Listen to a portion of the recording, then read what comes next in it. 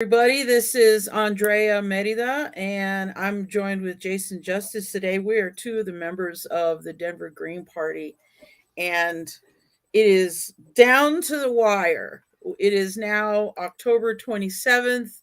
It's a Wednesday, and the ballots are due in a week from yesterday on Tuesday, November 2nd. And at this point, it's too late to mail in your ballot. You're just going to have to kind of walk it in, and there's vote centers that you can take advantage of all over town. And as we talk, I'll be putting a link at the bottom here to let you know to where you can figure out the best place for you to drop off your ballot. It is too late to mail your ballot. You must drop it off. So um, we in the Denver Green Party, we did an analysis on um, the Denver specific ballot questions, and I myself have not turned in my ballot yet. Jason, I don't think you've turned yours in yet, right? Not yet. Okay. And so we're just like many of you. You're looking at this ballot and you're like, what the heck does all of this mean? What does this have to do with me? Is this important to my life? Kind of a thing. And so we want to have a little discussion about that today. So Jason, what do you think? Well, we've got one or two good ones this time around, and a whole bunch of right wing, proto fascist driven ones. So let's. Plus the obligatory every election year, there's some sort of corporate welfare on the ballot. Right, absolutely, absolutely. And this year is no different. So one of the big things about the Green Party is that we try and put people in front of profits, in front of corporate profits, and all that kind of thing. So we're going to go down the list. Referred question 2A is the Denver Facilities System bonds. And we recommend a no vote on that. And for these reasons, while we recognize the need for new libraries in Westwood and Globeville, 2A does not specify a full slate of projects to be funded. Most alarming is the inclusion of a new auditorium for the Loretta Heights project in southwest Denver. The developer, Westside Investment Partners, keep that name in mind because they're going to pop up again real soon. Matter of fact, in another one of the proposals that has been put up later on, and we'll get to that in a minute.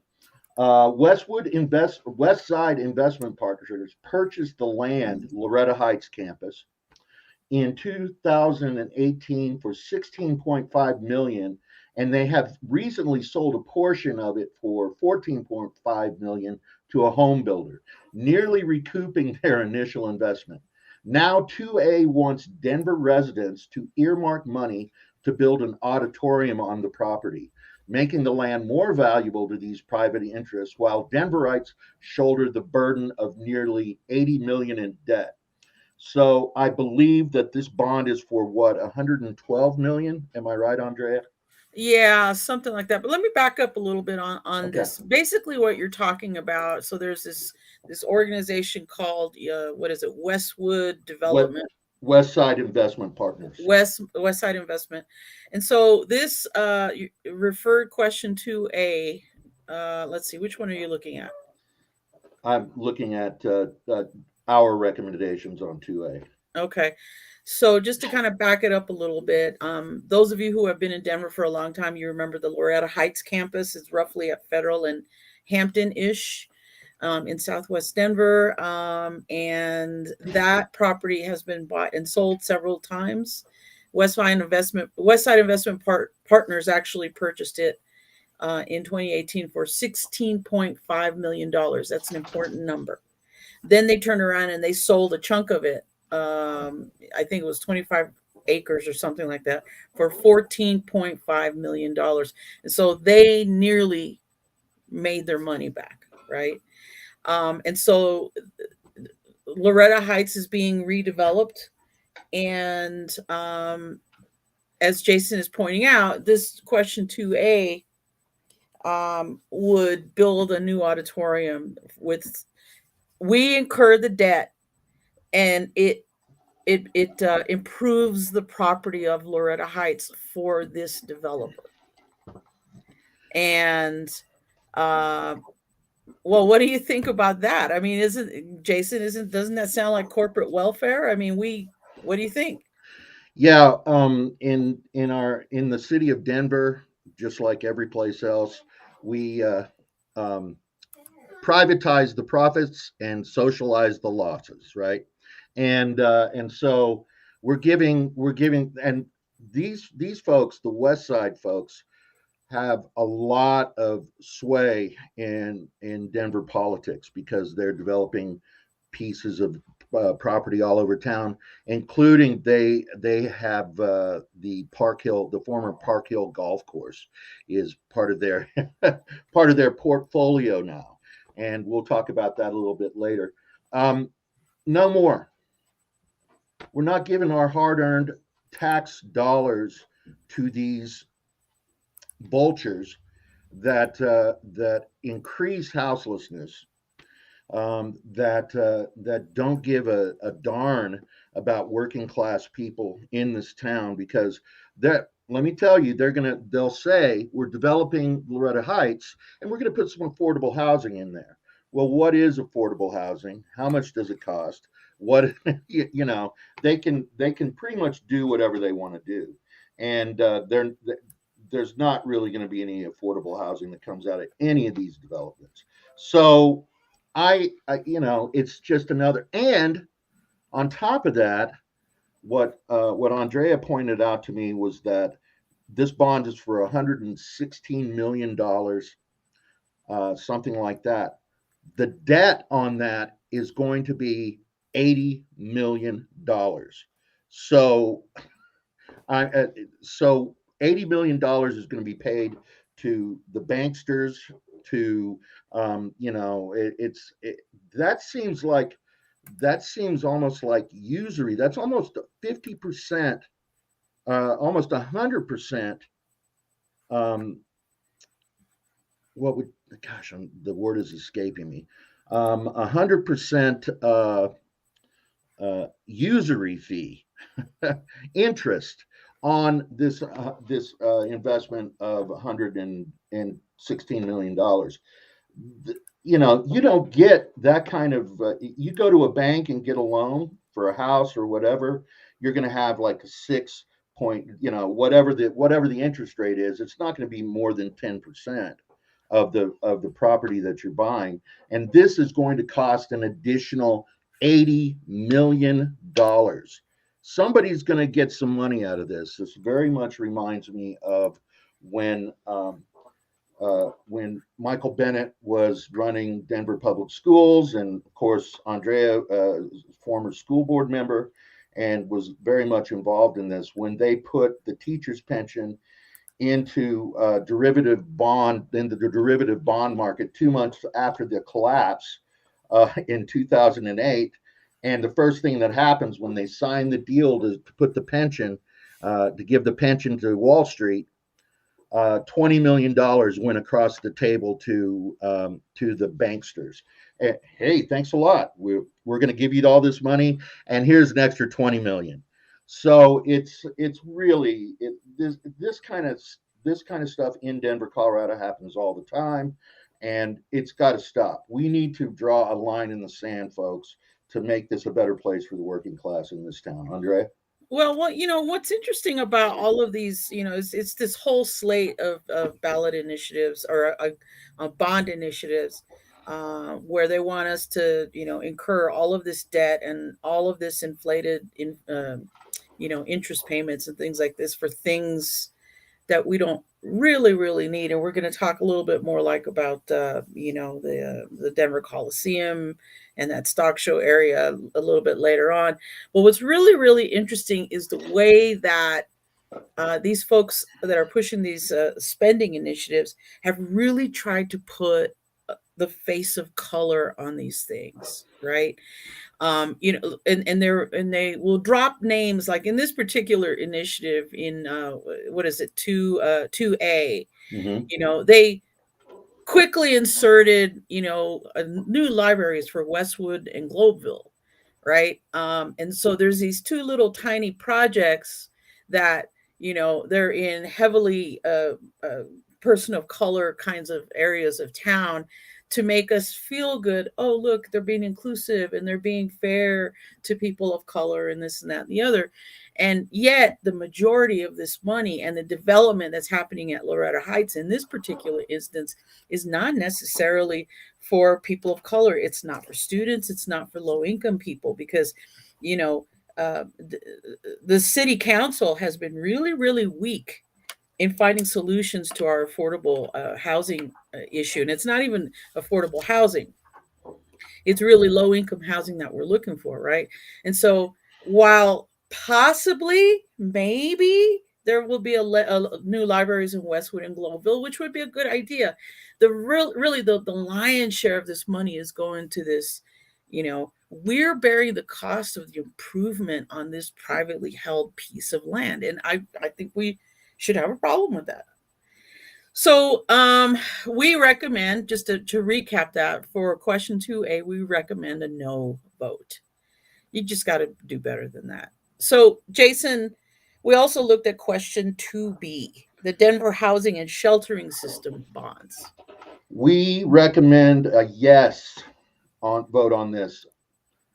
There are problems with all the bonds, right? Anytime that somebody's like, "Hey, we're going to raise some money," just know that some banker is gonna their pocket's gonna be lined. The reason we recommend a yes vote on this, if we're gonna incur more debt via bonds, our first priority should go to the most vulnerable in our community first. 2B would provide 38.6 million for housing and shelter projects like building or renovating shelters for the houseless, including the purchase of property that will add 300 more motel rooms to the city's transitional housing portfolio. This is a good thing. 300 new beds is not nearly enough. I think this morning or yesterday morning, about 5 or 6 a.m., my phone lit up with uh, Denver Homeless Out Loud videoing yet another sweep, and this. So we recommend a yes because there's going to be 300 more beds at least, and then the renovation of all this other stuff. This is not a solution, a long-term solution for the houseless crisis.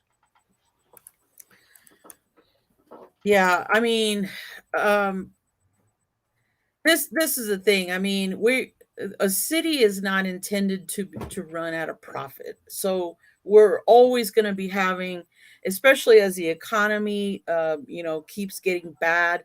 We just had, the pandemic unemployment assistance program that ended in September, and so now there's this glut of people that were, especially the gig workers, people that are, delivering food, and, the Uber drivers and Lyft drivers, and all kinds of people like that, right? Who now are trying to scramble, trying to make ends meet. And so, because the city is not intended to generate a profit, we're always going to have some sort of a, a scramble to try to provide for the people that, that work in the city. And when with more people out of work, that means that less people are buying things. That means there's less sales tax, there's less property tax because people are getting evicted as well. And so the tax revenues that the city captures shrinks, right? So this is a situation where if we're going to go into debt, let's go into debt to make sure the most vulnerable people in this city get somewhere to live, right? And as well as, you know, eliminating as much as possible that cliff for all of these people that are coming off the pandemic assistance, all of these people that are having to try to scramble as gig workers, and with the rent skyrocketing as they are. It's just like this cauldron, this intersection of all the worst things that could happen to working class people in Denver. It's already too expensive to live here anyway. So I like the fact that one of the things that the city talks about is buying more motels. Like, if you go along East Colfax, all the way up to Yosemite on East Colfax, where the Denver border ends on Colfax, there's a lot of motels up that way, and they're being used. They need to be renovated. We need to acquire them. And this idea that the city government acquires more property and makes it publicly owned properties, I think that's the right way to go about it. So, as a recap, Denver Green Party recommends a yes vote on 2B. And then we took a look at referred question 2C, Denver Transportation and Mobility System Bonds. What do you say, Jace? We recommend a no on this, and it's not that obviously we're the Green Party, so we support bike lanes and easier walking lanes and stuff like that. But a lot of this money is in 2C is going to be used for boutique projects on the north side. And there's part of it is for renovation or of the Morrison Road corridor on the west side, which is a historically working class Latino neighborhood. Um, what I think developers are starting to, and they've probably known this for many, many years, the lots in Westwood and on the west side are big. Some of those lots, and they have smaller homes that because it's working class neighborhood, but the lots are really big. They can be up to 3/4 of an acre even, and so they want this part of town. They want that. How my people are, Anglo people, white folks. We love that. We're so hip because we live in this ethnic neighborhood, but it's gentrification. We're going to push people out of the west side the way that black folks have been pushed out of Five Points, and we can't allow that to happen. So we recommend a no. What we're saying is the majority of projects listed seem to do more to support the future gentrification of areas like Elyria, Swansea, and the Morrison Road corridor, which is Westwood. Current residents demonstrate little need for bike lanes, and instead, these communities would benefit more from increased investment in transportation, i.e., RTD. We need better service in that part of town, and Mhm. so and I only and I know about this. Andrea and I lived on the west side for many years. Andrea, that's where she grew up, and we've seen the creep of gentrification coming into these neighborhoods for years and years and years, and this is going to open the fire hose, as they say. Yeah, when you think about it, Westwood is a very heavily working class neighborhood. It is predominantly Latino still. And then Elyria, Swansea is also a very heavily Latino area and very working class. And what do working people need to get to work? They're not going to work on bikes, and so there is a specific population that the city has in mind when they're talking about a project like bike lanes in Elyria, Swansea. I mean, really, what if we need to be incurring debt now, and we can dig into the city budget, we can talk about how much we're paying for police and fines and towing and all these other things like this. If we were to incur debt to create, ways for people to get to work, then we should be talking about, free eco passes that are income adjusted, right? So where people can get on the bus, on the light rail, wherever they need, for free, and reduce their carbon footprint. I mean, that I-70 project near Elyria, Swansea is just it's just terrible, right? I mean, if you've driven on I-70 lately, it's ridiculous. And so We're actually making it harder for working people to get to work. And so, while the bus system and the light rail, those are projects that belong to RTD, and RTD is, they're just not making it happen. At least what the city could do is to offset the cost of that, because a bus pass is getting kind of expensive. So we said, to recap, on 2C, the Denver Transportation and Mobility System bonds, we said no, because it's not dealing with the problem. Yep, and RTD should be renamed RTB for Ride to Broncos games. Anyway, um, so that doesn't have anything to do with the working class, and also, um, you don't carry your tools to paint a house or to put Clean a rebar or to house. clean a house on a bicycle. Anyway, um, shall we move on?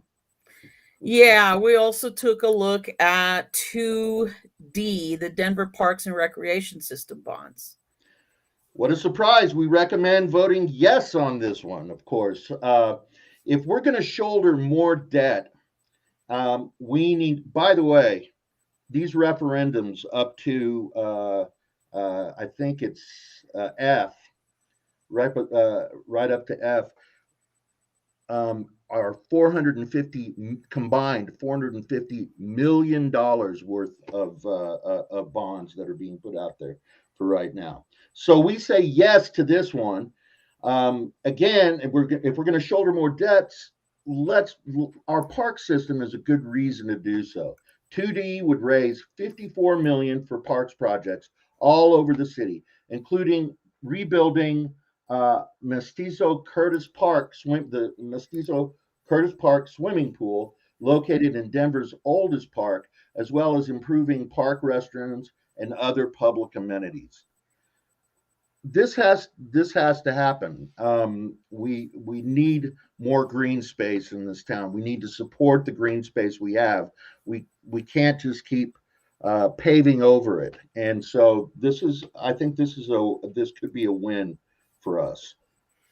Yeah, I mean, there was a time where Denver was able to brag about having the largest amount of park space in the entire country, right? And and a park is a very democratic piece of land, because regardless of who you are, your zip code, how much money you make, there is an open green space for you. And with all of the development that's been going on, a lot of that is being threatened. And we're going to talk a little bit more about the Park Hill golf course later on. But this is a quality of life issue, having this green space. And obviously we're environmental, we're the Green Party, so we consider this as well. But it's a park is a democratic piece of land, and no matter who you are, you can enjoy and improve your life with access to a park. And if you're a little kid, with swing sets and all of that sort of, the playground equipment. So it's a good way to de-stress. It's everyone deserves a good park. So we again recommend on 2D a yes vote. And we and then, oh my God, Jason, now we need to talk about the boondoggle of all boondoggles on the ballot. The referred question 2E, the National Western Campus Facility System bonds. We say no.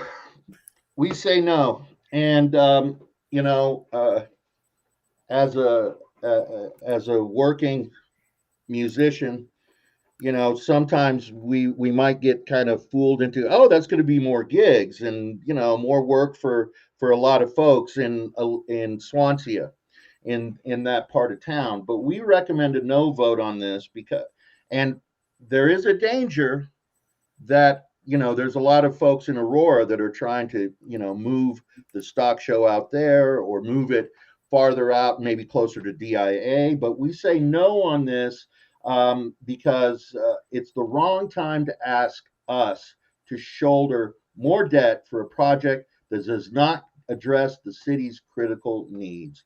Denver needs more low income housing, transitional housing for houseless residents, and improvements to our parks. We do not need another arena. We're nearly 70% of the 2015 National Western Bond still unspent. And what's that money doing? It's Accruing gathering interest. That's interest. what it's Exactly. gathering. Exactly. Somebody's happy about that. And when food sales actually will be concessions and not a grocery, these are signs that a no vote is the appropriate one on 2E. I mean, I don't know how these people kind of wake up in the morning and look in the mirror every day. I mean, I really don't. 70% of the money that we have paid, we're paying debt on, that was incurred in 2015, 70% of it is unspent. Think about that, people. So they want us to carry a mortgage on that 2015 money, and then they want to add on a mortgage now on a 2021 money. And they still haven't spent it all. It's like I don't even understand why they think that that was a good question. I mean, we are a fiscally responsible party, and that's why we're recommending on 2E, we're recommending a no vote. I mean, it's just I don't even, I just can't even. Yep. All right. Then holy cow. Then we recommend, go ahead. I was going to say, our the Green Party's resident doctor, Desmond Wallington, would probably say something like, these are signs maybe that you're a sociopath. When you're looking in the mirror going, we're going to take this more money from the people of Denver. We don't care. We're not going to spend it. We're just going to have it.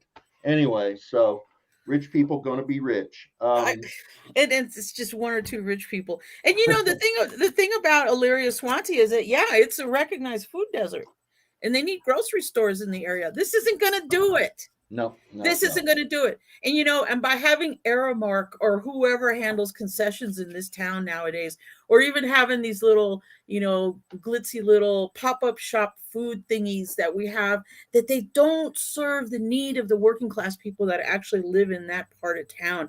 Again, causing those working class people to have to drive or try to take public transportation to go to a grocery store that's far away. And then they want us to incur more debt, and we're not even giving people the basics that they need for quality of life. It's just, it's kind of obscene, actually. Yeah, and Aramark is a great company too. They handle the canteen for jails and prisons all over the state. They sell inmates top ramen that they get for a nickel for $1. A bag of top ramen for $1. No thanks. Yeah, no thanks. Right. Anyway, with nacho cheese nachos, probably. Yeah. So, you know, we've been talking a lot. You know, like what we said on our no vote recommendation on 2E, we called out what we actually need in Denver is low income housing, transitional housing for homeless residents, and improvements to our parks, right? Affordable and low income housing is such a big deal right now for all of these economic factors that I outlined earlier. And so one of the things that City Council did in this last legislative session is that they passed an ordinance that would allow unrelated people. They increase the number of unrelated people who can live in the same residence up to 5 unrelated adults. And so now there's this referred question 2F that is on the ballot because people feel some type of way about this. What did we say, Jason? We recommend a no vote on this because what this is another right-wing attempt to keep working class people from living in Denver. So a lot of times the only way in Denver County that you can afford to live any place, you have to have multiple roommates. So we find this to be anti-working class and all of that.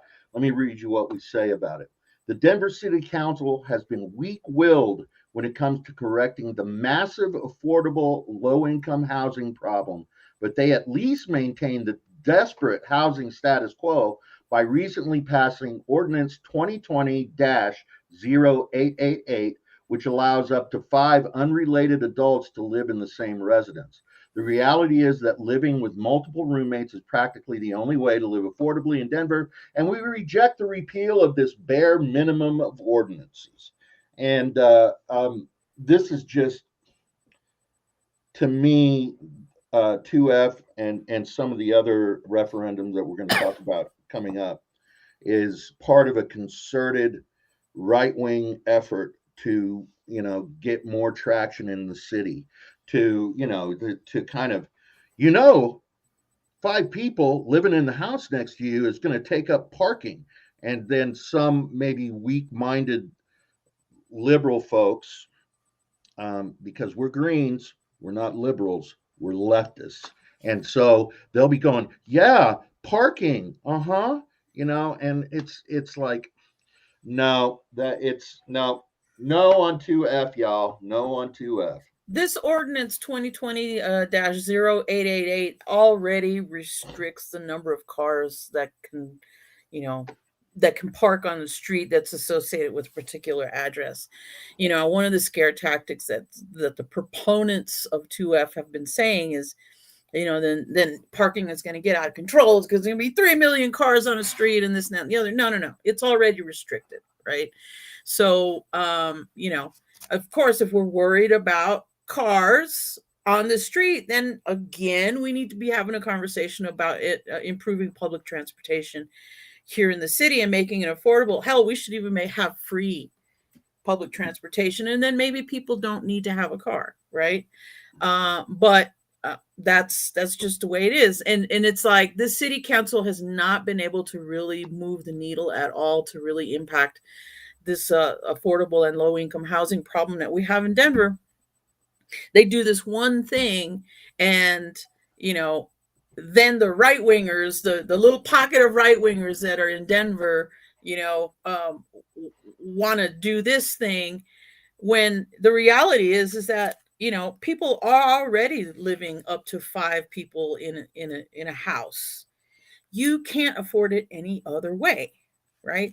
So we need to leave it alone. We need to, give city council a little bit of a high five for having done this, even though that they're not able to do a whole lot more than that.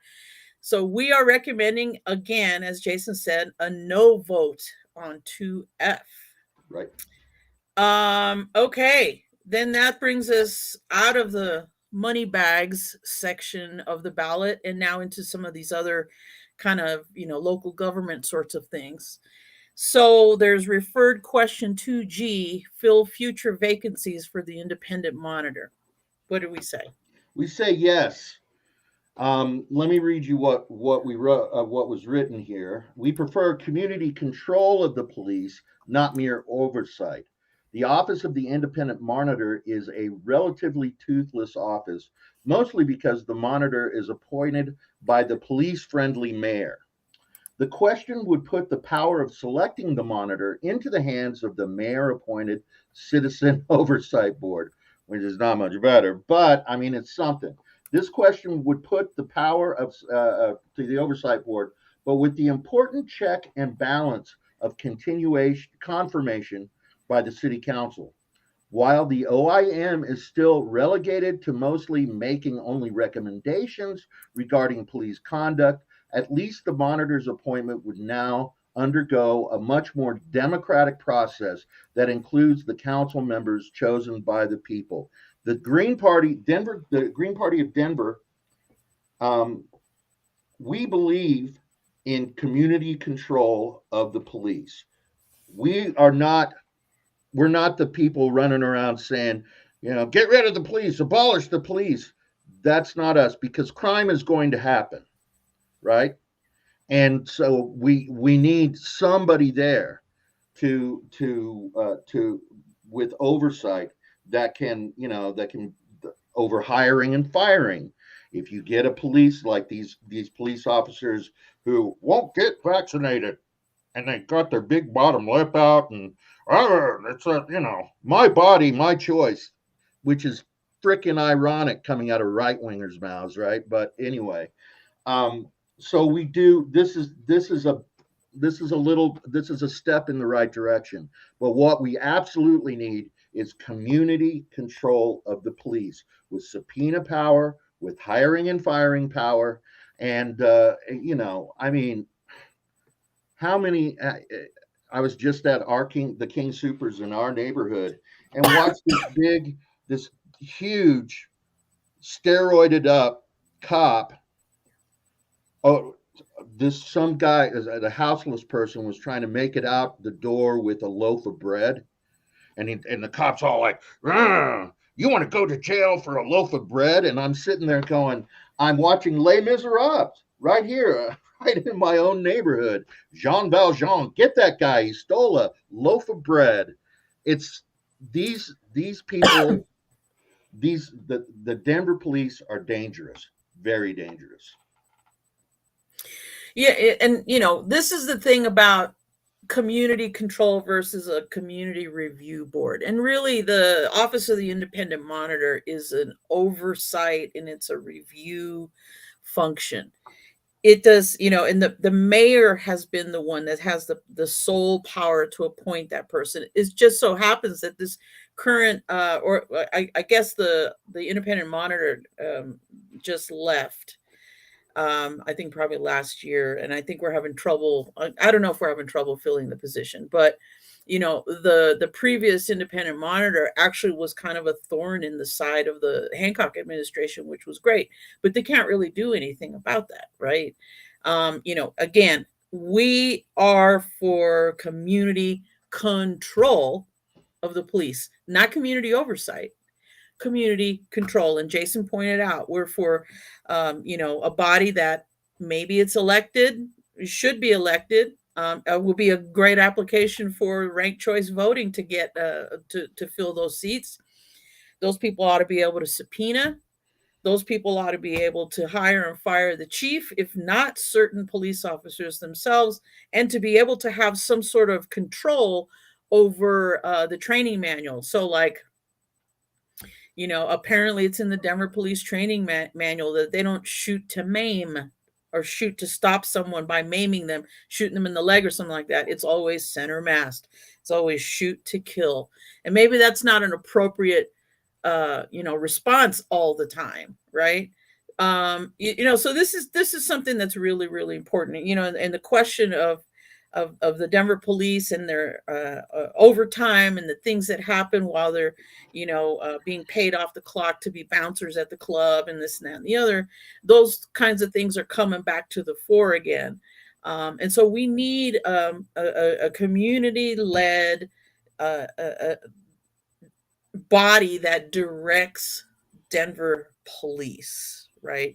Yep. And so that's the difference. But at least with this oversight that from the Office of the Independent Monitor, supposedly, we're into the Constitution, supposedly, and so the function of checks and balances figures very, very large in the way that we have our government structured.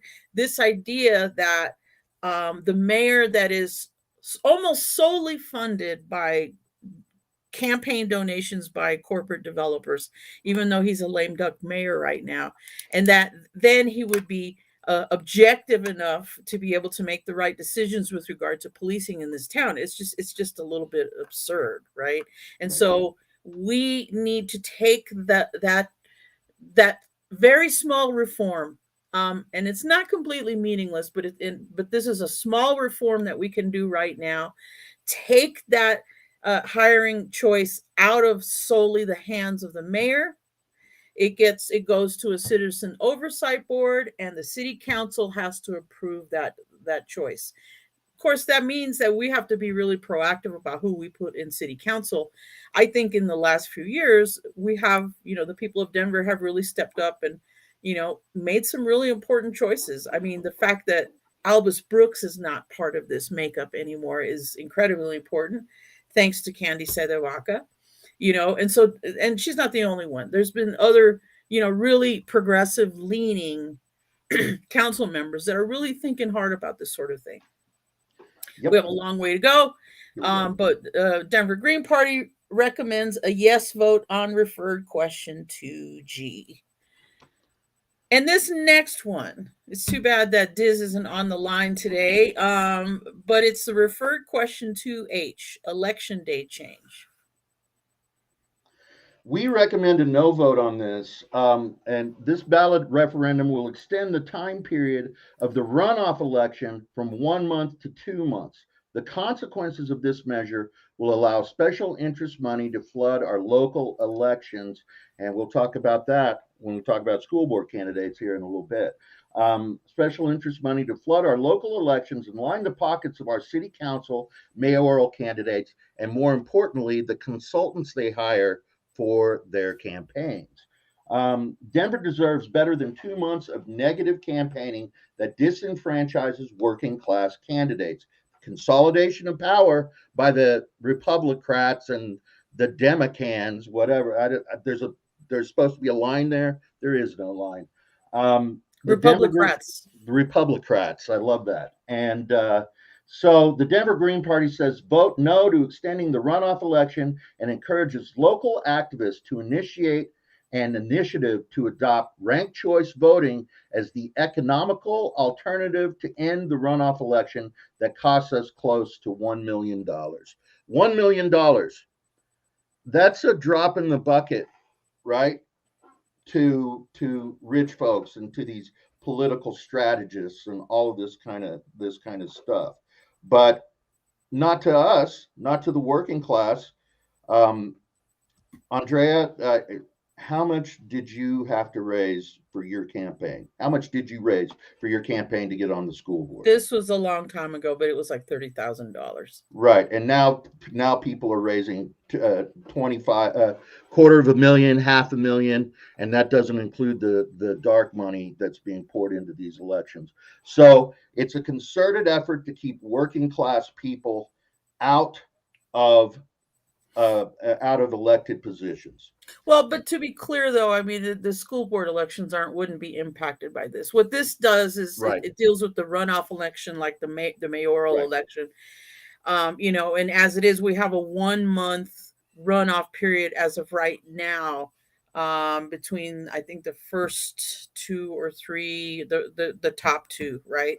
right, So ranked choice voting is a core democratic reform that the Green Party advocates for, and essentially what it is that you have a bunch of choices that you would vote for. You rank them in order of preference, right? One, two, three. And whoever gets the most ones in the first round goes to the second round. And there's a threshold.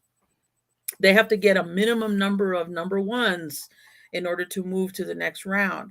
And so when the first choice has gotten a surfeit, whatever's left over after the threshold, that goes to the number two choice. I'm trying not to make this confusing, and so this is an opportunity for us to use a voting method that is not going to require us to go into a runoff election.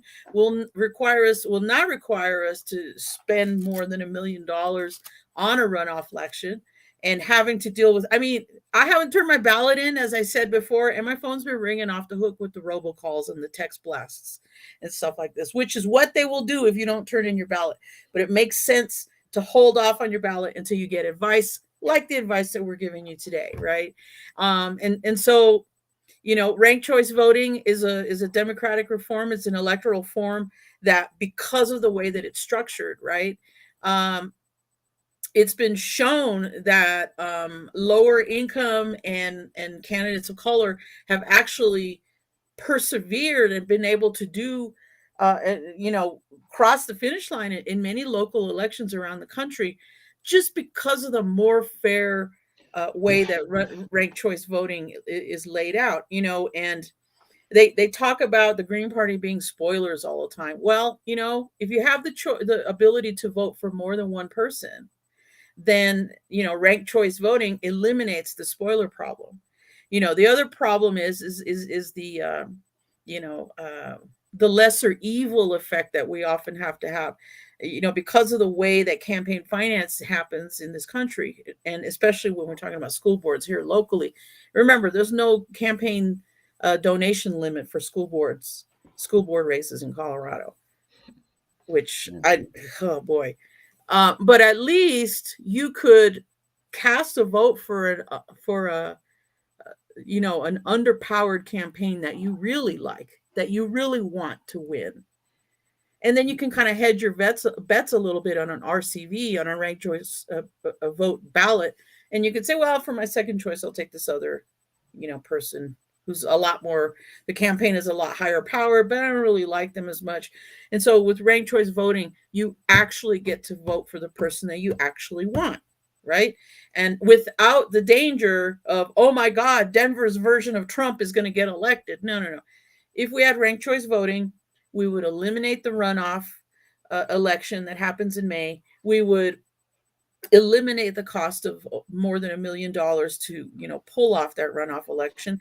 It would be, one and done, and you just rank the choices that you want, and whoever emerges from that, well, they emerge from that. So we just think ranked choice voting is a lot more democratic. It gives you the ability to really say who you wanted to vote for. It's like in this last presidential election. Many of you wanted to vote for the Green Party presidential candidate, Howie Hawkins. Let's be honest, though, but you didn't, because you didn't want Trump to win, right? If we had a ranked choice ballot, you could choose Howie Hawkins as your first choice, and then you could choose a Democratic candidate as your second choice, and if fewer people vote for the Republican and for the evil choice, then that person cycles off the ballot, cycles out of the race, and then it's really about the top two or three vote getters. So, ranked choice voting is really just the way to go. And instead of doing this thing where we're going to kick the can and extend the time limit, from 1 month to 2 months for the runoff campaign here in Denver, which was a pain, we really should be fighting for ranked choice voting. And initially, some Greens and some other people that are involved in ranked choice voting advocacy, we're actually having good conversations with the city clerk and recorder about having ranked choice voting, and they decided not to do it. The clerk decided not to do it and put this thing on the ballot instead. It's just not an adequate way to handle our democracy, So we should be advocating for ranked choice voting. We recommend a no vote. When you think about the mayoral election the last time around, with the runoff period, we got all the silliness like, Jamie Gillis, what does NAACP stand for? It was like, why do we even need to have that conversation? Why the National Association for the the advancement of color. Yeah, exactly. So it's like, that's a gotcha question. Why are we having that conversation? Let's really talk about what a mayoral candidate wants to do for working class people and communities of color in particular. So it's just silly. We just need ranked choice voting, people. All right. Yep. So this one is kind of weird. Now we're into the initiated ordinances, right? We've gone out of the letters, and these are controversial. But this is a weird one. Initiated Ordinance 300, Pandemic Research Fund.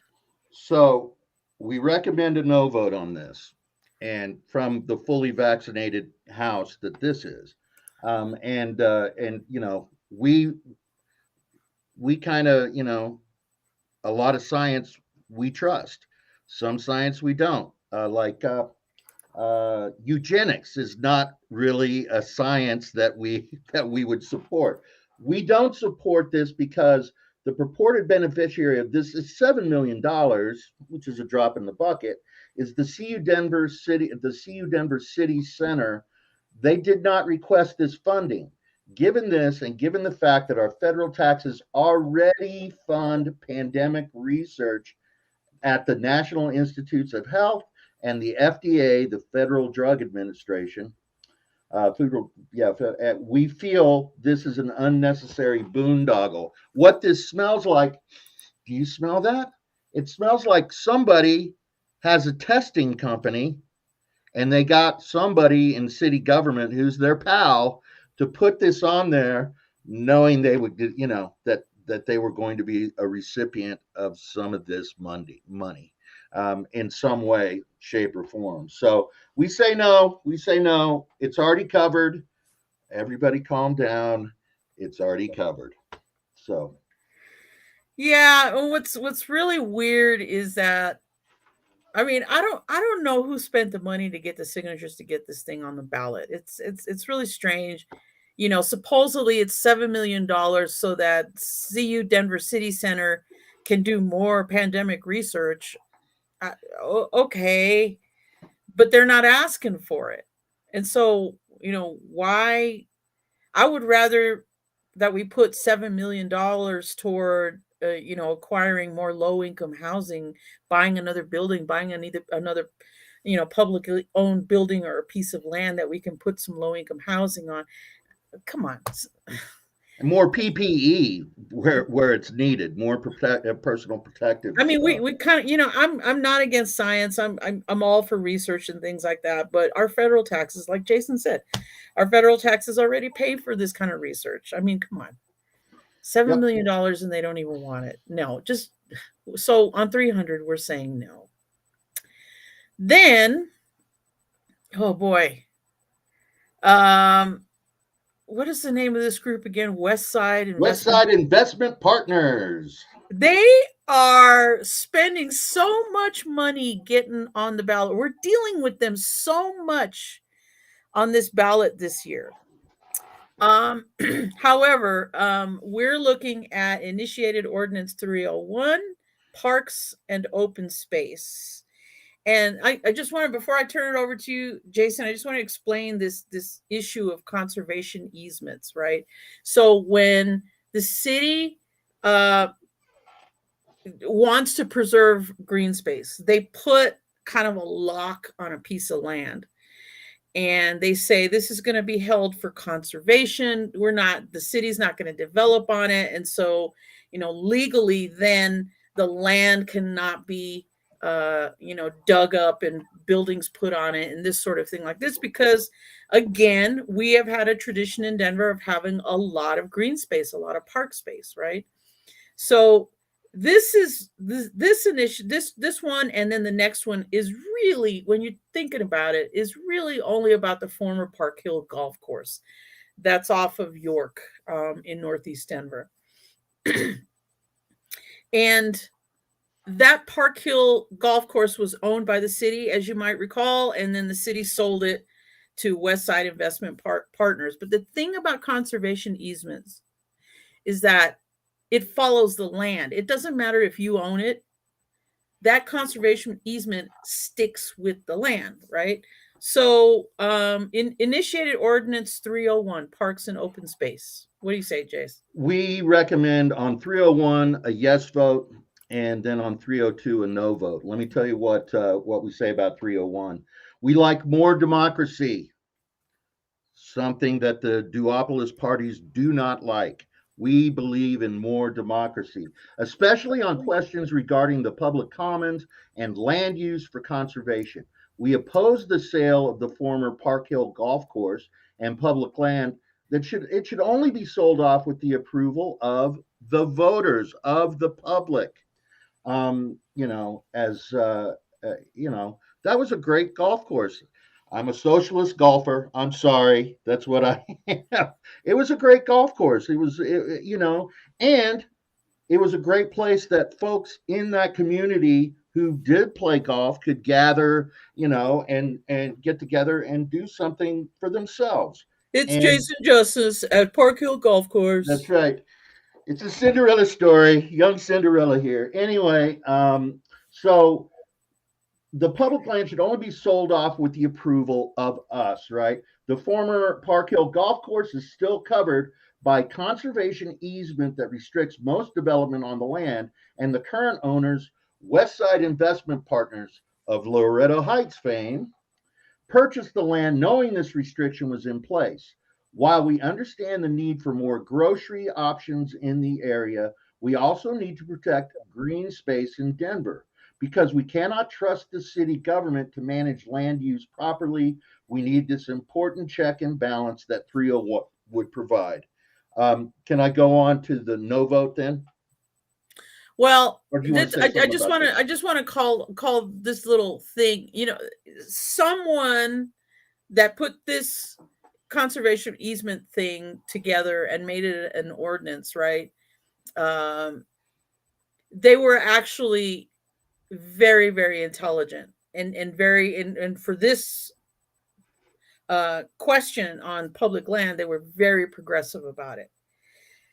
Anytime the public owns something, you cannot just sell it off without a vote of the people, right? That's what this conservation easement attempts to do. This is like progressive 101. Whatever is publicly held should not be sold off to private interests, because when you do, then you are buying into neoliberalism, right? And this battle on our ballot is a fight against neoliberalism. But go ahead, Jace. Yeah, yeah, it's crazy. So the initiated ordinance 302, the conservation easement, we recommend a no vote. It's West Side Investment Partners lobbied City Council and the mayor's office hard to lift the conservation easement so that they could do whatever they want, right? And I think that because this is a contentious issue in the Park Hill neighborhood.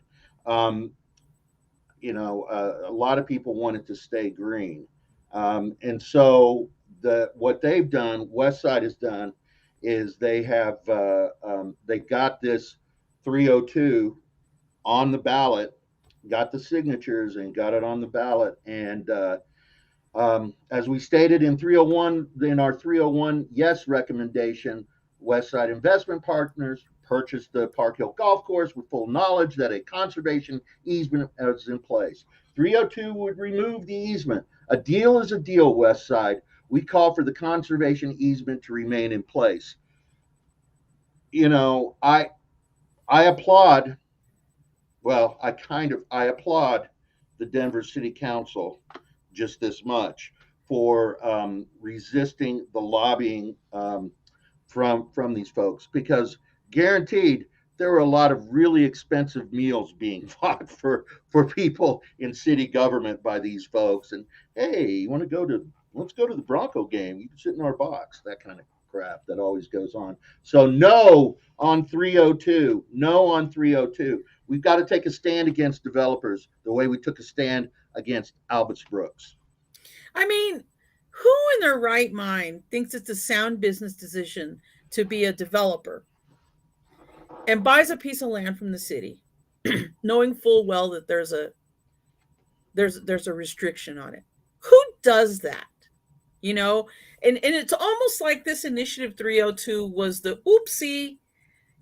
Somebody in accounting or somebody in legal didn't really pay attention to the contract or something. So we're going to put this damn thing on the Denver ballot for, millions of people to vote on because we screwed it up. And what does it say about the reputation of this city government when you have a developer who goes into the purchase of this land, understands that there's this easement there that can't be overridden, but apparently thinks that the Denver city government is so corruptible that it's like, yeah, we'll buy it, but we're going to be able to overturn it anyway. Well, no.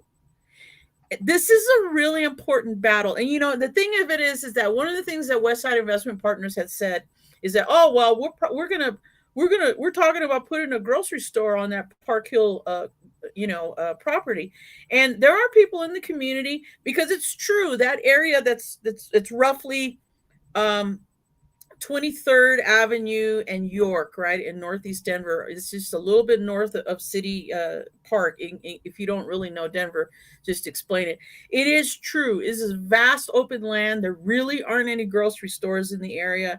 There's one Safeway that's on 20th that's over way on the other side of the neighborhood, several miles away.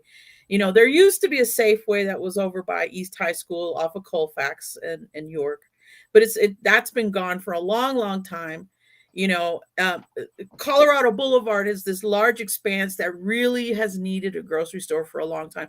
Yes, it is true that that section of Northeast Denver absolutely needs a grocery store, right? But there is nothing binding in this that says that they actually will put a grocery store in.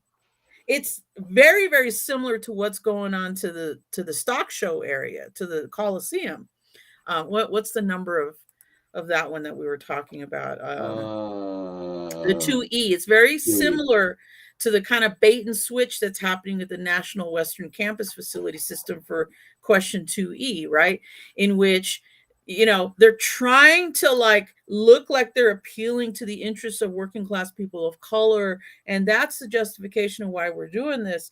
You know, it is true. We need a grocery store on that part of town, but there's nothing binding in this bond that says that there will be a grocery store put in, right? You know, at least tell the community which grocery chains have you been talking to? You know, who has told you that if this passes, they're going to make a commitment and go forward? You know, they're not saying that, and so it's manipulating the hopes and dreams and the needs of working class people that are in Northeast Denver, right? Because they do need that amenity. It looks like you're trying to get in there, Jace. Yeah, so what they're going to do is they're going to put a, you know, a walking friendly neighborhood, build a bunch of houses and townhomes and that kind of thing.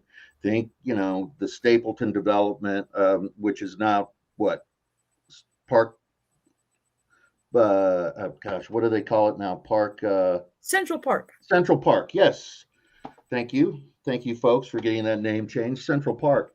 Um, and they're gonna, it's just more gentrification. Why didn't black folks in Park Hill deserve a freaking grocery store before this? And why did they not look at other pieces of land? Why are there not chains looking for other places to build right around there? I can tell you why, because it has been a traditionally black neighborhood. And this is the way these people are, these redlining. I don't like these people very much, as you can tell. But it's, this is not the way to go about it. If you know, and what are they going to put in there? A Whole Foods for FFS? You know, I mean, what working class people shop at Whole Foods? You know, anyway. You know, this I really want to give a shout out to former councilman and now the Denver clerk and recorder Paul Lopez, because there was a very similar situation that was popping up in the west side of town in the Barnum neighborhood, like off of First and I want to say First and Knox, Yeah. in that area. Mhm. There was absolutely a grocery store that needed to be put in. You know, the gentrification in that Barnum neighborhood and the Via Park area has been very, very high because it's still an affordable place. It's still very, you know, quiet neighborhoods and, you know, nice lawns and that sort of thing. And so the, you know, gentrifiers are, well, it's not even gentrifiers anymore. It's, you know, rental investment people are trying to snap these places up.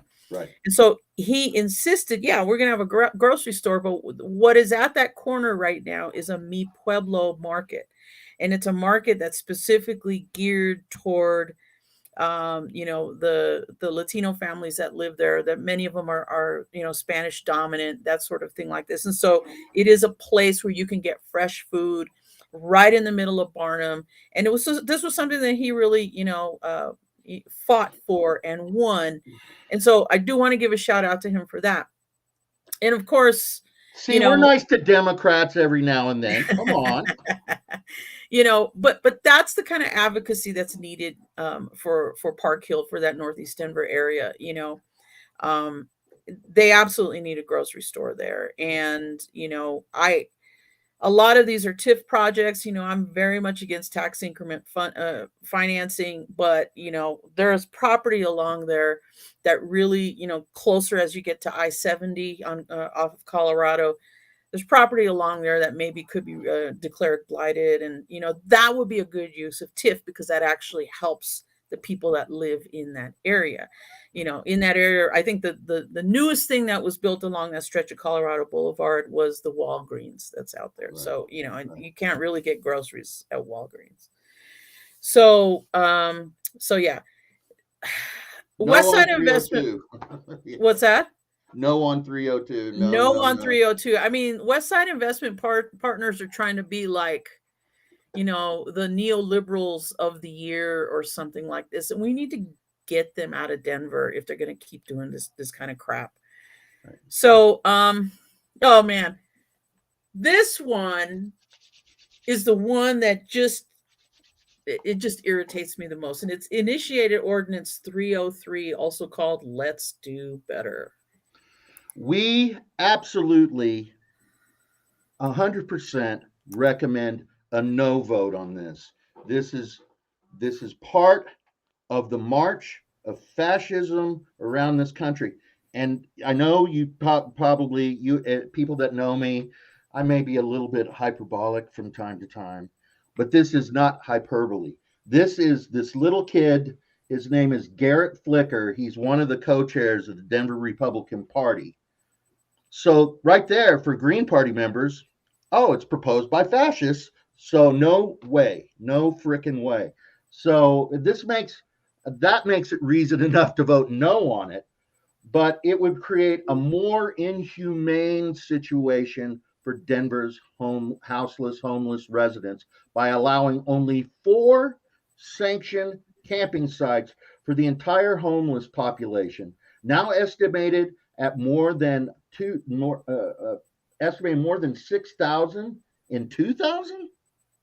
I don't know. Anyway, there more than 6,000 people, and it's growing all the time because people are getting evicted now again, right? And would require city officials to enforce the camping ban within 3 days of receiving a complaint. Finally, 303 would allow for lawsuits against the city if it fails to clear up a camp.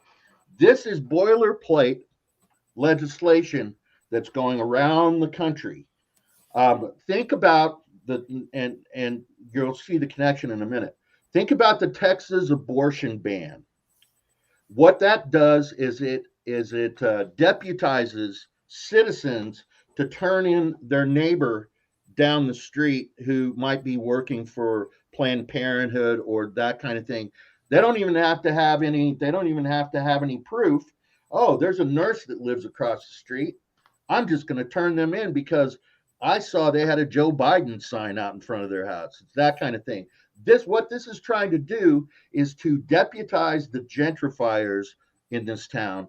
And if you go on the Nextdoor app, which I recommend you don't, where they are organizing vigilante groups to go out and deal with what they see as the homeless problems.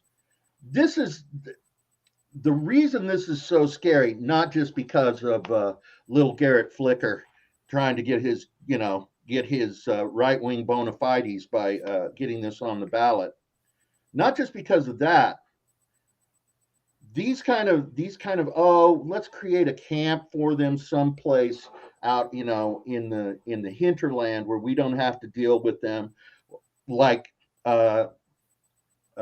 former Speaker of the House Crisanta Duran wanted to turn abandoned prisons in the state. A Democrat, by the way, wanted to put houseless people into prisons and not arresting them, but giving them a place to live, and maybe some finger paints and some crayons to do crafts while they're there. This is a lot of like in the 1800s, we had these things called ugly laws. So people who were houseless and who were out asking people for money, who had developmental disabilities, who were veterans of the Civil War and were missing arms and legs and horrible wounds and that kind of thing. They would take those people and put them into what they call the poorhouse, and then industries would come in and they would make things for the industries and they would be sold and they would get nothing out of it. we're moving on this slippery slope to this kind of, with this kind of thinking. And Denver police, they you're going to give them another excuse to go in and bash heads. Not like don't already do it when they clear a houseless camp out. They go in there with batons and with pepper spray, and they literally will pull people out into the street so they can arrest them when they do this kind of stuff. So we want to empower that kind of bullshit in this town. This is absolutely, I you know let's talk about these great, beautiful evangelical right wingers who want to go in, and this is how they want to deal with this houseless question. It's disgusting. It's appalling. Garrett, we freaking see you, man. We see you and your little co-chair. We see you guys for what you are. Yeah, I mean, the Democrats in this town are not going to really call these guys out. We need to call them out. This, this whole issue. I mean, the issue that we're having in Denver right now with homeless people is already a human rights violation. Right. People's personal property is being disposed of, and this is like a violation of constitutional rights, in my opinion, right? And I think in some cases the courts are even starting to respond in that way as well. You get your birth certificate, your social security. It takes you forever to get that thing when you're a homeless person, and then here comes the sweep and it's gone, right? So I mean, it's already a human rights violation as it is. Go ahead. Housing is a human right. That's all there is to it. No ifs, ands, or buts.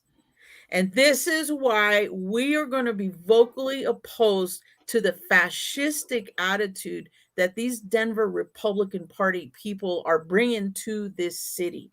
We already have enough trouble with the Democrats, the liberals, inflicting this human rights catastrophe that is the homeless situation here in Denver, right? But now we've got the Republicans that are boning up on this, and really, trying to amp this up. When you think about it, right now, each one of these transitional camping sites, the sanctioned camping sites, I think it's only about 30 campers that it's allowed, that has the capacity for, right?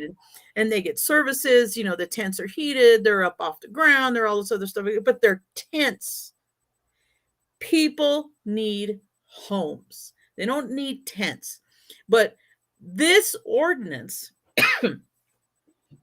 would allow only 4 sanctioned camping sites, right?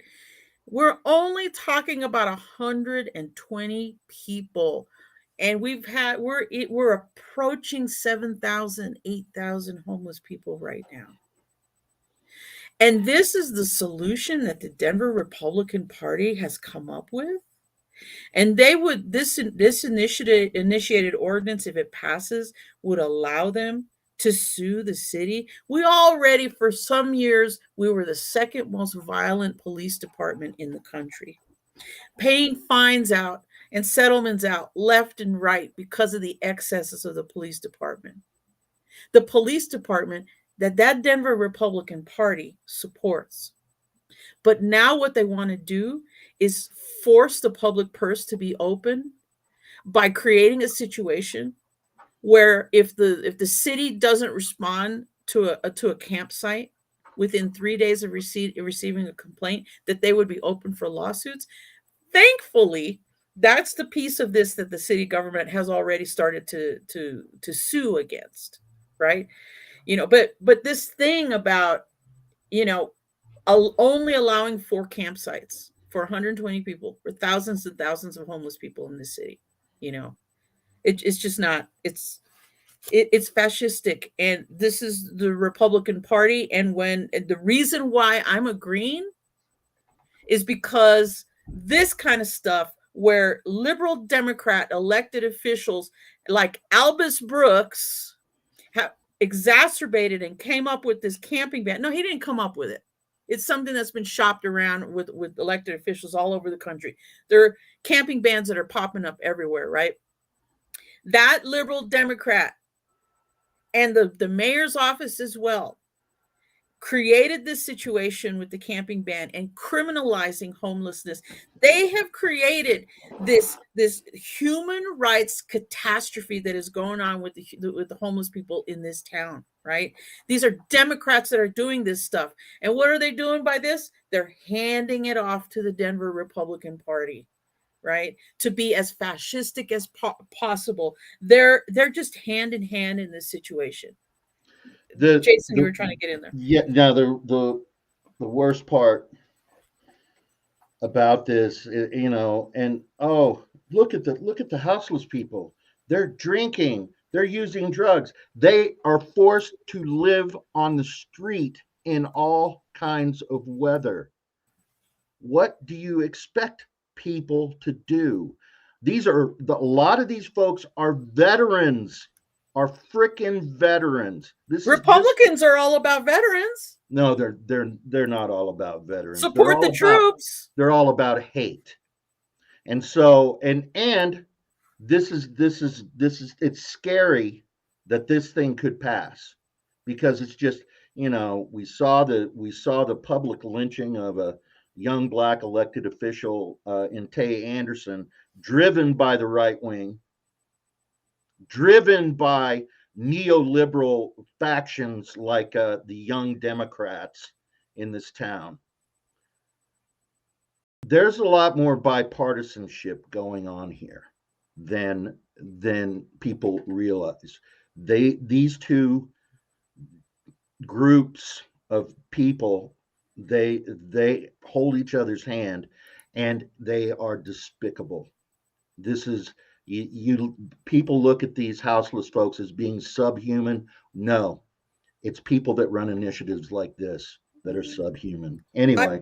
Yeah, I mean, we can't be strong enough on this about how we feel about it. It's just disgusting. It's just, and you've said this already. It's just disgusting. It's fascistic. You have to vote no on 303. If you don't vote on anything else on the ballot, damn it, let's stop this human rights catastrophe that's going on in Denver. Vote no on 303. It's a question of human rights. Okay. And what's go ahead. Maybe we'll get some leadership that actually will try and do something to help the houseless community in this town. They are human beings. They are voters. They can vote until the Republicans run another one of their little initiatives that now pretty soon it's coming. If you own property, then you'll be able to vote. It's ridiculous. So vote no on 303, but vote yes on 2B, which is the Denver housing and sheltering system. Because, if we shut this down, we have to put people somewhere, right? And we need to start acquiring more publicly owned housing.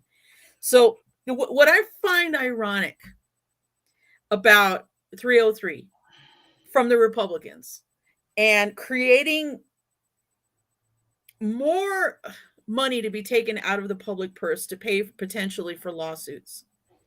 Then they turn around, the same Republicans, Denver Republican Party, turn around and put on the ballot initiated ordinance 304 called Enough Taxes Already.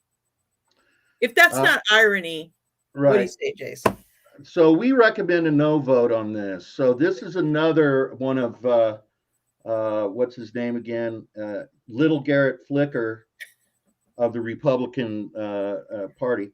I can say that. He's 26. I'm 57. He is little. We say vote no. There's a place for sales taxes to fund improvements in the quality of life of Denver's most vulnerable residents. And this Denver Republican Party sponsored initiative would immediately chop $80 million from the city's budget. $80 million from the city's budget. While sales taxes are we're not big fans of sales tax.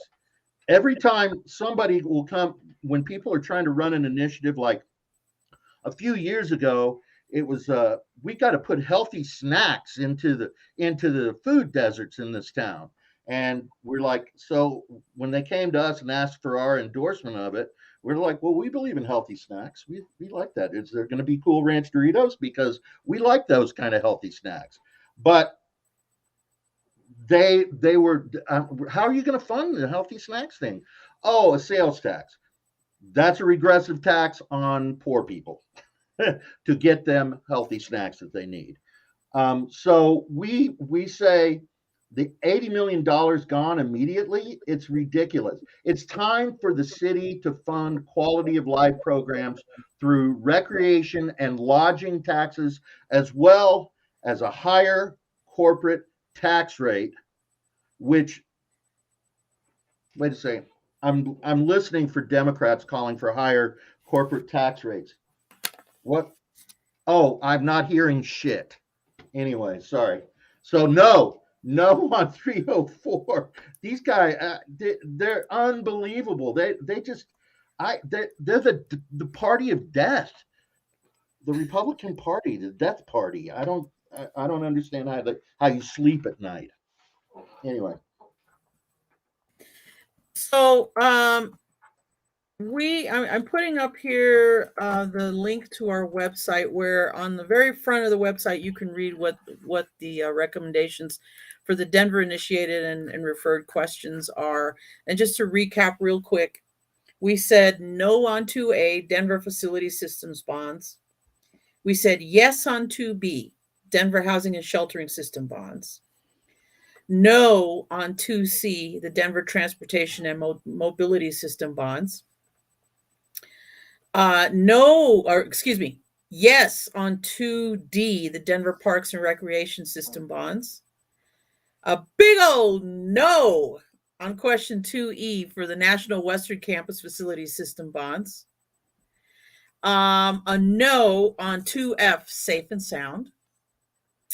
On referred question 2G, we said yes, that's to fill future vacancies for independent monitor. We said no on question 2H, the election day change. On initiated ordinance 300, the Pandemic Research Fund Bailey boondoggle, research fund, we said no. Initiated ordinance 301, parks and open space, yes. Yes on 301, no on 302, because when you buy a piece of property and it's got a restriction, that's your problem, not ours. Yes on 301, no on 302. Initiated ordinance 303, let's do better, also known as the homeless catastrophe ordinance. On 303, we say no. Vote no. Send the Republican Party packing. An initiated ordinance 304 called enough taxes already. We recommend a no vote. Again, send the Republican Party packing. We allow some of you within the city and county of Denver. Don't start putting your fascistic stuff all over us. know your place. So, there's also some statewide initiatives that are going to be on the ballot as well. And in Denver, we're going to have school board races as well. So we in the Denver Green Party have not taken an official opinion on or position on any of the statewide initiatives. So I kind of wanted to go over them like real quick, and then kind of give you sort of a green inspired position on these. Although again, these are just kind of how we feel about it. It's the two of us here, but these are not official positions of the Green Party, the Denver Green Party. So Amendment 78, the state and local government budget spending and finance. So basically what this is about, custodial funds. So for example, during the pandemic, the federal government gave to the state of Colorado this big chunk of money that they were supposed to use for rent relief, right? So if you're behind on your rent, you can apply to this fund, and the feds gave the money for that. So this bill would say, no, we can just use that money for anything else. No, absolutely not. So vote no on Amendment 78, in my opinion. Proposition 119, it's taxes, education, and marijuana. And basically what these folks are trying to do is to increase the retail sales tax of marijuana by 5% to create this money for out of school education programs and this and that and the other. No, no, no, no. No, we just need to fund education properly, and we can do that by raising corporate tax rates. Again, we need a severance tax for anybody that's fracking. We need to be taxing the hell out of them so that we have money in the general fund, the state general fund, to fund things like this. And folks, marijuana is not a cash cow, right? As it is, we can't even have our own grows at home, right? So stop trying to tax it into death. It's not, that's not what cannabis is supposed to be for. So we say vote no on Proposition 119. Proposition 120 is very interesting. I have a thing about property taxes, and what it says it would do would be to reduce both residential and private property tax rates. So when I say private property, I mean corporate property. I don't mean personal property. So it would supposedly reduce the residential and non-residential property tax rates. So right now, the property tax assessment rate is at 7.15%. And this, if it would pass, would change that to 6.5%. That kind of sounds okay. It's less than 1%. That would be changed, a reduction. However, the corporate property tax assessment rate is now at 29%, but this would reduce it more, almost 3% to 26.4%. So why do they get that relief? And supposedly what this would do would allow the state, now because of Tabor, anytime that there's revenue, it has to go back to people. It has to be reimbursed to the taxpayers in Colorado. But this proposition would change the property tax rate to those rates, like I just said, right? Giving the corporate tax rate a plummet compared to what the personal tax rate is. And it would allow the state to keep and spend $25 billion instead of returning it back to the taxpayers. Now, I know a lot of people that are sort of on the left, they tend to be anti-Tabor, and I understand why. It's usually a political thing. My personal take on Tabor is that I'm okay with making neoliberal Democrats or neoliberals of either party have to check in with the people before they raise our taxes. This is why all of the education taxes have just gone, it's gone bust in the last few years. There's like 2 or 3 different education ballot initiatives that failed because, number one, we don't really know where that money's going to be going. And a lot of us don't like charter schools and privatization. So we don't want money to be going to those initiatives. Other people have other reasons for voting no on those. Recap. Amendment 78, Proposition 119, Proposition 120, vote no on all of the statewide ballot initiatives, in my opinion. So very briefly, though, let's touch on the school board candidates. Let's just give maybe a one or 2 minutes because, there's not a whole lot that we want to say about that. This time around, none of the candidates that are running are Green Party members. As a party, we do not endorse candidates that are in other parties, even when it's a nonpartisan race. We will endorse only Green Party registered people or unaffiliated people, right? We don't endorse Republicans or Democrats or Libertarians or what have you. What's your opinion about what we're looking at, Jace? So at large, we have Marla Benavides. She is a homeschooler who wants prayer back in the schools. She's a Republican. She's a Gusana. She, hates the Cuban Revolution. Oh, so so she and I believe I saw her on maybe it was Brother Jeff's. Did a live stream with some of them, and she was running around with a bunch of books. One of them, I believe, was a Bible. So I'm a Catholic. I don't. Religion needs to not be a part of politics. So that's my estimation of her. Scott Esserman, parent, former school classroom educator who helped open a comprehensive high school in Denver. Is that Northfield that he helped open? I'm pretty sure. Which, Northfield was open so white people would have a place to send their kids that wasn't Manual or GW or any of those. So, uh, Vernon Jones, a Christian pastor who has worked in Denver schools for years and currently leads a district innovation zone. Uh, Vernon is a long time, he's been circling around a long time to try and get on the school board. One of the things that he wants to do is to use more non certified teachers. Think Teach for America. Yeah, and if your lead off is I'm a Christian pastor, immediate pass, immediate pass.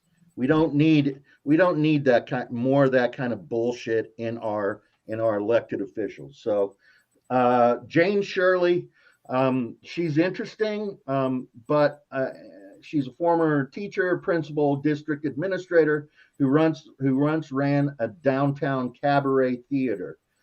She's from Oklahoma.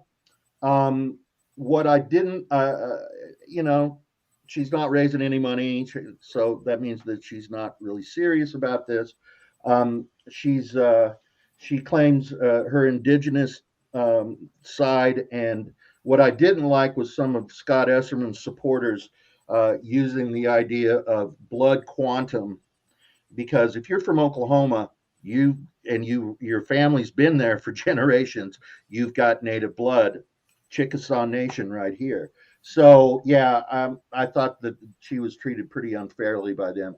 And Nikki Yolick, from what I understand, he's a perennial candidate. He But runs he's every not. time. Is he running at large? He's running at large. Mm-hmm.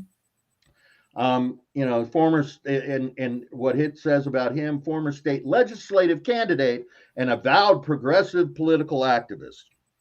Okay, moving on. District 2, Southwest. Well, yeah. I'd like to. I want to say a couple things Okay, about that. sorry.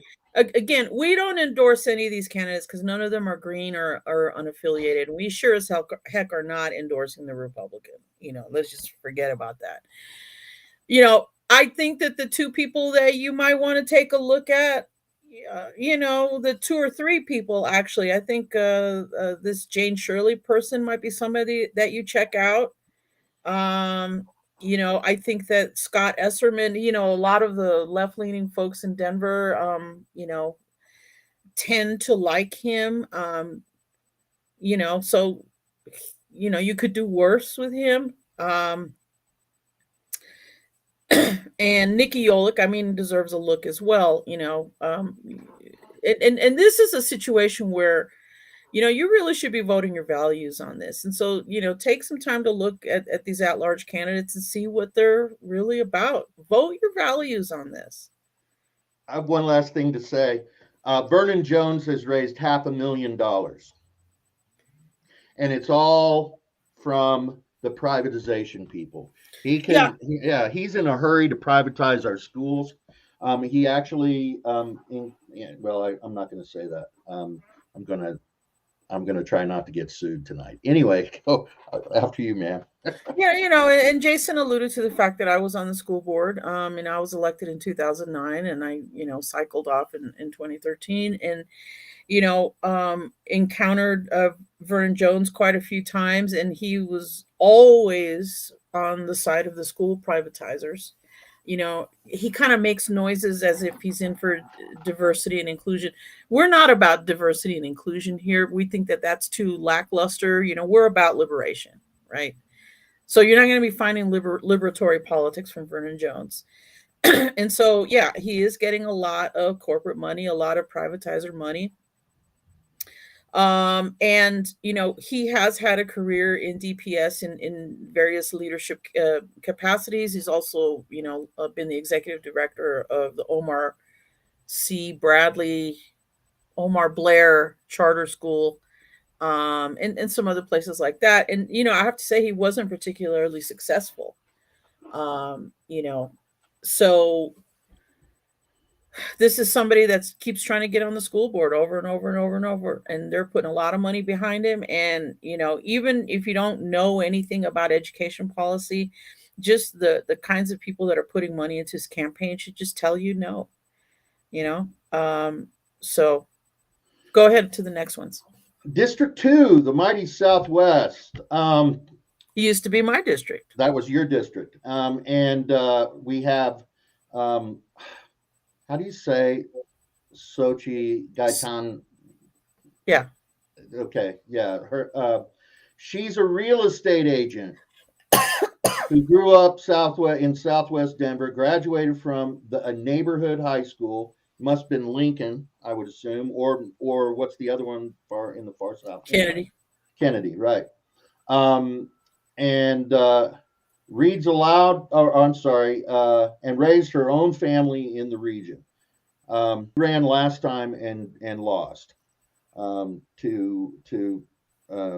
a privatization person who's now going off the school board and probably into a six-figure a year job with some school privatization interest that's out there. Carolina Villagrana, former Denver teacher who held bilingual outdoor read alouds for neighborhood kids during the pandemic. She's, I believe, pro privatization. So that would be a hard no. Probably Sochi is the union's choice down there. So there you have it. Do you want to say anything about it? No, not really. I mean, I don't, I don't particularly, this is a bad time for Southwest Denver. I don't, I guess if you had to make it, you folks, listen, you don't have to vote for the candidate on your ballot. If you look at both of them and you don't like either one of them, undervoting is what they're calling it, when you don't fill in a circle for a candidate. And that's sometimes also a very principled and absolutely valid choice to make as well. If you don't like either one of those candidates for Southwest Denver, don't vote for them. I mean, the Villagrana, it looks like she's along the lines of Angela Cobian. It's another one of these people who were Teach for America kinds of people that happened to be inserted into the public school system for 2 years or whatever, a couple of years, and then they get to wear this banner of teacher, but they weren't a union teacher. They weren't traditionally certified. They basically, somebody thought it was okay to put an underqualified, underpowered person in a classroom where the population really, really needs professional teaching. In fact, we're under a federal court order for English learners, that one of the requirements is that we have well-trained teachers, right? Because it makes a difference. And so, here's another person, because this is what Teach for America and Relay and some of these other alternatives licensure organizations do. Their whole thing is you go ahead and you do your 2-year commitment in the classroom, and then we need to get you into government, right? And this is what they do. So I don't recommend anyone voting for Villagrana in Southwest Denver. And I guess if you had to cast a choice, if you really don't feel like leaving your ballot unfilled for Southwest Denver, I mean, go ahead and vote for Sochi Gaitan. I just, I don't see a lot of advocacy there, and just because the union says that you're the one, well, the union's picking the one that's not anti-union. So go for it. District 3, our current district, we have Mike DeGuire, Mike DeGear. DeGear. Okay, sorry. 76-year-old retired Denver principal who is a career educator and now coaches school leaders. That's one of the choices. And the other choice is Dr. Carrie Olson. She's the current school board president who started out as a teacher in Denver in 1985. I will not be voting for either of these two. Mike DeGuire is supported by DeGear. Sorry. Mike DeGear is supported by a problematic former school board member from this district. And not me. It was not you, I know. And then Dr. Carrie Olson allowed the school board to participate in the further right wing lynching of Tay Anderson by censuring him uh, over charges that were made against him that were unsubstantiated. Basically, a white woman accused this young man of sexually molesting 62 kids. What a bit in 5 months. That's a during the pandemic, and no prosecutions. No one came forward, and she allowed. Uh, I don't like to call people Karen because I know some great Karens out there who are down for the struggle, but Dr. Karen Olson and um, Carrie Olson. Carrie Olson. I'm sorry, I don't know why I'm thinking that, but she allowed this to go on the school board, and absolutely ridiculous. And she doesn't have any respect for former board members. She doesn't. She allowed. I mean, what is amazing about this, and I'm sorry that I'm going on this tangent, is that nobody on the school board, it didn't pop into their pea-sized little brains that this is the 100th anniversary of the Tulsa massacre that was started when a white woman accused a black man of rape, and a couple of thousand people were killed. The black portion of Tulsa was burned to the ground. They rounded up the rest of the black folks and put them into a stadium with National Guardsmen there with machine guns trained on the crowd. When you participate in this kind of thing, Dr. Olson, you don't know where it's going to land. When you do this kind of thing to a young black man, you don't know how it's going to end. And it was reckless and irresponsible. Definite no vote for her. And the other guy, I'm not going to vote for him either. So that's all I want to Yeah, say. yeah. This thing with Tay Anderson, as a former school board member, I need to point something out. School board members do not have day-to-day interactions with students. They just don't. They mostly because of the fact that school board is not a paid elected official or elected position, so you've got to work to put food on your table, especially when you're a working class candidate. And Jason pointed out the unlikeliness of this even being possible. 62 different young undocumented people supposedly that he targeted, even though the school board member does not have access to that private immigration information, mostly because the district doesn't collect that information. There's no way for a school board member to know who's undocumented and who isn't, right? And then 62 different people in the space of 5 months during the time of a pandemic when nobody was in the school building. And so there's no opportunity for grooming, there's no opportunity for anything.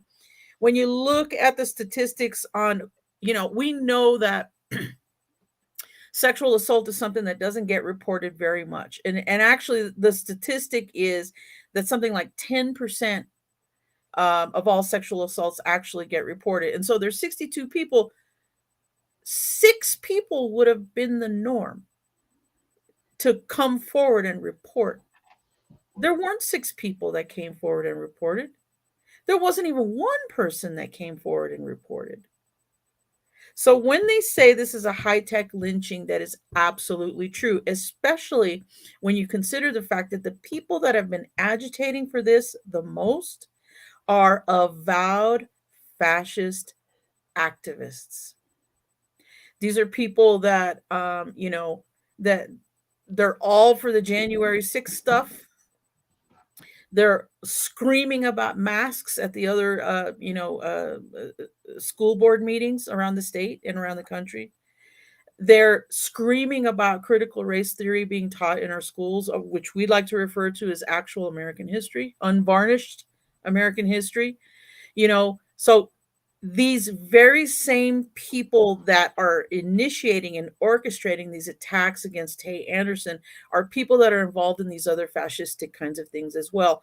And here we have a school board president in the form of Dr. Carrie Olson, an avowed liberal, a registered Democrat, who allowed herself to be manipulated by that right wing initiative to the point that she must have been told by somebody that she had to take him down. And so what did they censure him over? Social media posts on his private Facebook page. Wasn't even an official Facebook page, right? So this is just, you know, even if that hadn't happened, to look at where the Denver Public Schools is right now, I'm not going to pretend like the pandemic is not impactful. It absolutely is. And people were trying to figure it out as they went along. They were learning as they were going, and that's understandable. But there should have been more strength when it came to keeping the kids out of the classrooms, right? Because of the fact that we have kids that are not vaccinated, right? And they're not going to be vaccinated for a while, right? And even though the vaccines are starting to be approved for school age kids. So and that's really good. You know, but that absolutely we absolutely should have seen leadership from the Denver school board on that matter. And there are other things as well where they're just, they're still falling down on the job. And so even if it weren't for this complete capitulation of responsibility and this high tech lynching that was inflicted by the command of Dr. Carrie Olson as the school board president, there would be, some compelling reason maybe to take a look at Mike DeGear. He was a principal while I was on the school board. You know, some people liked him. He didn't have a whole lot of the most challenging students in his schools, so it is what it is. But yeah, I also will not be voting for either one, and I live in that district. I just can't. This cowardice from Dr. Olson is it's just unforgivable in my opinion. And of course, you may have a different opinion. I will be exercising my principal vote as undervote on that particular part of the ballot. Yeah, So the other thing that sticks out about this about Tay's Director Anderson's situation is that he's the only one on the school board that doesn't have a degree. So there was an extreme level of classism going on here. And in this country, you can't separate classism from racism. They're really kind of bound up together in a big way. So, should we move on to District 4? yeah, Okay. So, Gene Fashaw, there's no information about him. I'm looking at let's see, Denverite. They don't have any information about him, any of the District 4 people. So Gene Fashaw, on Andrea Mosby Jones, I think Michelle. she withdrew. Oh, did she Yeah, withdraw? Okay. Michelle Quattlebaum, and then Jose Silva. And don't give him any airtime. you what? Don't give him any airtime. No, I'm not. I'm not. That would not be a good choice, right there. Michelle Quattlebaum, she, I don't know. We saw her on Brother Jeff's show. She's all about all about, excuse me, not critical race theory, um, letting the superintendent really call the shots, and they're there to just support whatever he wants to do. That's not good. If you're representing the people, you need to get in there and come up with the plan that's going to be executed by the superintendent. So I think District 4, you're kind of screwed. The absolute no is Silva. No, he's No it, airtime. No no airtime. airtime. Right. Yeah. So, but so I guess your choice is uh, Gene Fashaw or Michelle Quattlebaum. I believe the union is supporting Michelle Quattlebaum. So Well, Gene Fashaw comes from this relay teaching. I forget what it's called, relay something, and it's another one of these incarnations of alternative licensure for teachers. And again, I've seen him on Brother Jeff, and just really did not. He's his degrees are actually in science, but teaching is a different kind of science, right?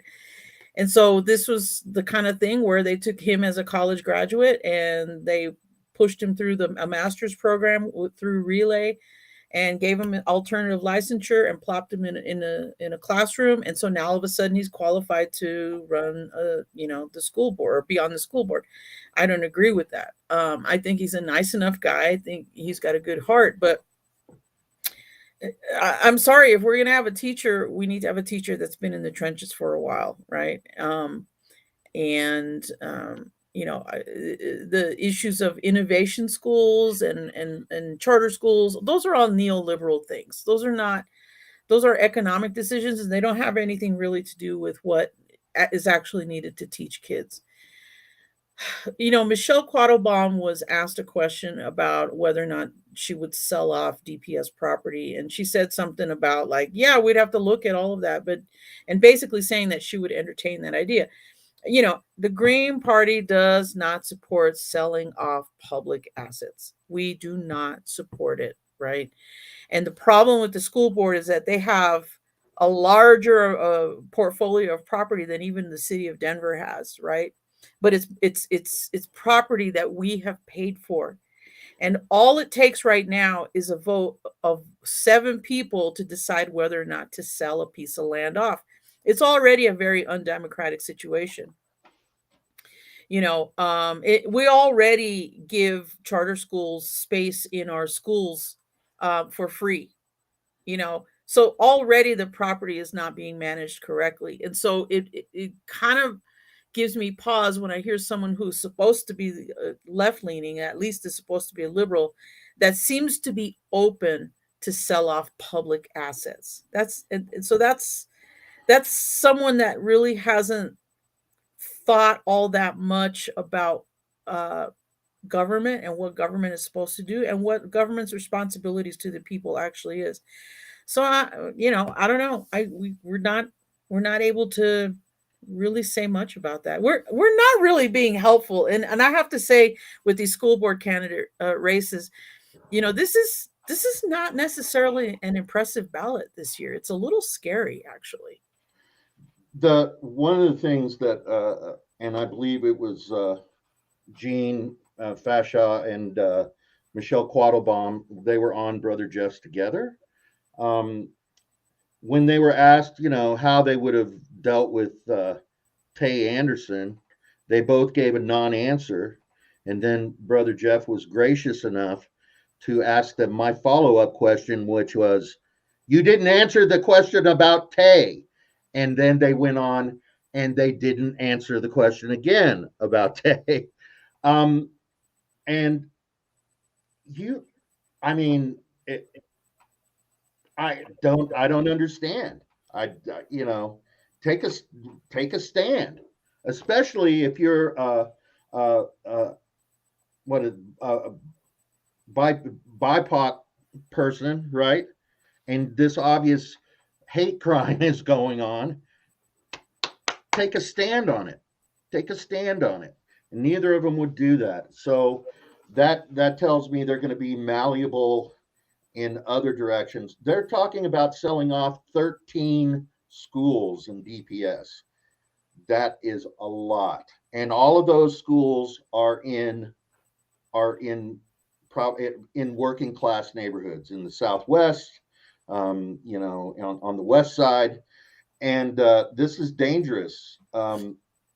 This is something that Rahm Emanuel did in Chicago, and he closed down a whole bunch of schools, and it's led to really, It's not great. It's not a it's great not good. situation It's in not good. Chicago. Right, Yeah, right. and at least they have a fighting teachers union there. I mean, I there's a new uh president of the Denver Classroom Teachers Association right now, which is the local teachers union. Well, there's actually two, but that's the main one, right? So it remains to be seen. As somebody that I know, somebody that I've liked for many years, Rob Gould, and it remains to be seen, whether or not Rob can lead the district. Excuse me, Rob can lead the teachers union to show some backbone that really hasn't been there, you know. Yep. So, Yep. but anyway, with all of that, those statewide ballot initiative questions and our commentary here about school board candidates is unofficial information. We have not taken a stand on either one of those particular portions of the ballot, so you can take it or leave it what we have to say here. But we definitely read the recommendations that we have on the questions at denvergreenparty.org. You see the website there underneath the screen. And the ticker going underneath is where you can drop off your ballot, where you can find out where to drop off your ballot. Make sure you do that. It is too late to mail your ballot. You must hand carry it in. If for some reason, however, you aren't able to take your ballot in and you want some help with that, reach out to us at denvergreenparty.org. You can also find us on Facebook at Denver Green Party. Leave us a message there, email us and let us know if you want help. We'll come out, get your ballot, and we'll deliver it for you. So, because we're cool like that.